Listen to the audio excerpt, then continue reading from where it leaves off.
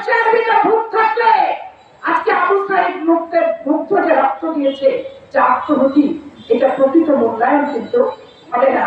ওইখানে যে এয়ারপোর্টে যে জুলুমের সম্মুখীন হয়েছে এবং এয়ারপোর্টে যে বিশৃঙ্খলার সম্মুখীন হয়েছে, এটাই কিন্তু প্রমাণিত হয়েছে যে কয়লা ধুলে ময়লা যায় না, না মরলে স্বভাব যায় না।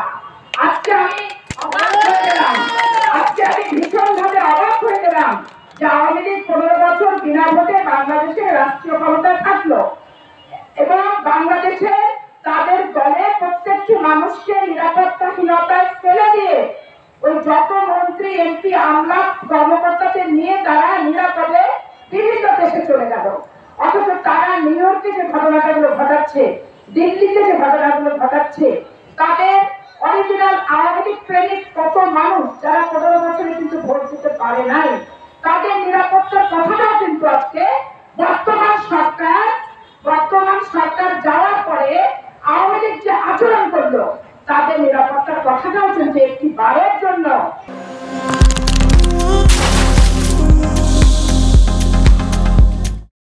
শেখ হাসিনা ওয়াজেদের মানসপটে উদ্ভাসিত হয় নাই।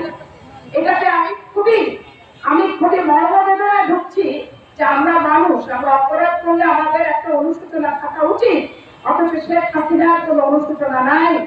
বাংলাদেশে তাদের সমস্ত ভোটার পড়ে আছে, আর উনি নিউ ইয়র্ক সহ দিল্লিতে যে ষড়যন্ত্রগুলো করছে, বেসিক্যালি এই মানুষগুলো নিরাপত্তাহীনতার ভিতরেই কিন্তু উনি পরিকল্পিতভাবে ফেলে দিচ্ছে।